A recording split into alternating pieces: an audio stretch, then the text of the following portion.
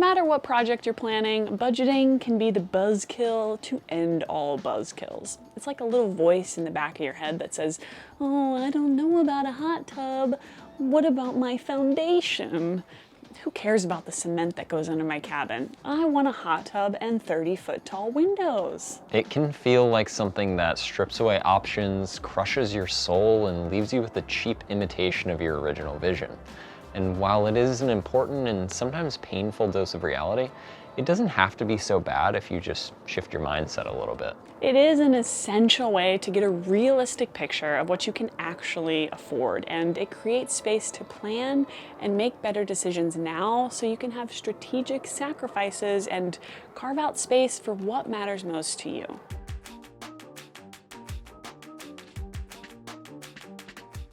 When you're starting your budget from scratch, it's best to start in the simplest place. That is, what's your max budget?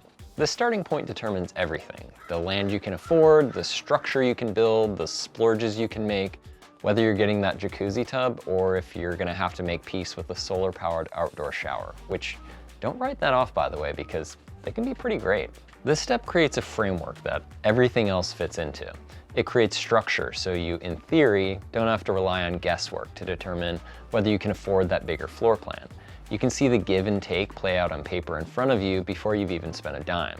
And you can ask yourself if the extra cost for, say, a bigger kitchen is worth the sacrifice of that cozy fireplace nook. Give and take, you know? To get to this number, you need to think about where your money's coming from. How much cash do you have available, and what are your financing options? We've already done a video about financing that can help you get your head around what's available to you, so make sure you check that out if you're lost at sea in the world of financing. Next up, buckets. Once you have a number in mind, you can start to break it down into buckets. We'll use these categories as a starting place. Land, 32%, materials, 30%, tools, 2%, clearing/site prep, 20%, expert assistance, 12%, and splurges, 4%. The size of these buckets will change depending on all sorts of things, but this gives you a pretty realistic place to start. As you fill in these buckets, you can leave some wiggle room for potential splurges. These would be things that you definitely want, but definitely don't need. It's motivation to keep wiggle room in the budget. Reality check. Once you've got your big numbers split up into little numbers, it's time for a reality check. It's a good idea to figure out your estimated cost per square foot. Den actually offers some great basic breakdowns for cost to build some of their plans. You can use this as a gut check for whether you're in the right ballpark for the property and plan you want. One very general number to start with is the average cost per square foot to build a home in the US, which is $223.50. That's using a professional team and installing traditional plumbing and electricity. If you're DIYing, this number is already off. Den created this handy table to help you get a feel for the cost for various builds and what they'd cost with a builder versus DIYing the whole thing. But keep in mind, these estimates don't include the cost of land. Beyond that very general estimate, it's good to do some research locally to figure out if those prices are lining up with the actual average cost per square foot in your area. It's a lot better to find out if you need to make some cuts now before you commit to that gold-plated toilet. Next up, choosing a den plan. Now that you've worked through your budget and roughly allocated your funds, you should have a much better idea of which plans reasonably fit within your budget. Den's complete package gives you tons of fine-tuned control over making their plans slot neatly into your budget. But if you're not ready to commit financially to a complete package, their starter packages offer a great starting place to figure out if you're, into a certain build.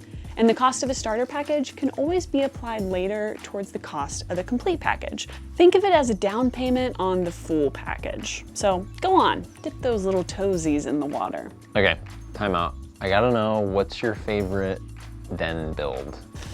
Ooh, that's tough. I do really like the garage, but you can't live in a garage, so I think I would choose the Alpine 2.1 or the Alpine 2.2, because it's like you get the style of an A-frame, but with a little bit more practicality. What about you? I personally like the A-frame Retreat because it's got a spiral staircase, and that's an absolute non-negotiable for me. Ooh. So that's what I'm going with. I had no idea. Although it would be better with the spiral slide, I will say, but gotta be a spiral. That would be pretty cool. All right, anyway, next step, resource audit. So you all might not be as handy as me. Meant to do that. But a lot of people that are going this route for a home at least have some desire to DIY some things. Maybe you're planning on building the whole thing yourself. Maybe this new structure is a workshop for your massive collection of finely handcrafted tools, and you laugh any contractor off your property while running your electrical wiring in your sleep. Or maybe you have no idea what you're doing around tools at all. That's me. That's me. I have no idea what I'm doing. Me neither. Me neither. No matter your skill level, you can get this cabin built. All that really matters is that you take an honest look at what skills and resources you have available to you. Your woodworking stepdad, he counts. We know he's not your real dad, but if he can frame a wall, we can still use him.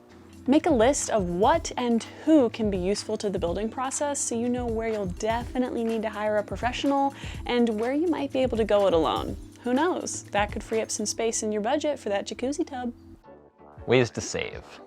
Now that you're getting into the nitty-gritty of your budget, you're probably hungry for some ways to save. One way is to consider what you might be able to keep off-grid versus on the grid. There's plenty to cover here for another video, so we won't go too in-depth on this one, but consider things like digging a well versus rainwater collection, utilizing solar panels, and how you're gonna manage your wastewater. Den plans are designed with simplicity in mind, and it's worth taking that philosophy further to try to keep costs down. Personally, I love some good old-fashioned IKEA furniture, but the materials you use to build and furnish your home add up. So consider whether that custom farmhouse sink imported from the UK is worth the extra hassle and dent in your budget. Like we talked about, DIY is an obvious way to save a few bucks. Just make sure you use that list that you crafted earlier to check that you're not being overly optimistic about what you can actually get done yourself. If you set the whole project behind because you just knew for sure that you could binge YouTube to learn how electricity works in a 24-hour marathon session, well, you're gonna have a bad time. And finally, think about where you can simplify. Part of the appeal of a cozy cabin for a lot of people is a simpler lifestyle. If you're planning on jamming all the bells and whistles of a conventional house into a smaller package, you're going to be paying for the same conveniences spread over fewer square feet. So while the overall cost is still lower than a traditional home, you'll be paying a lot more per square foot. So that's it.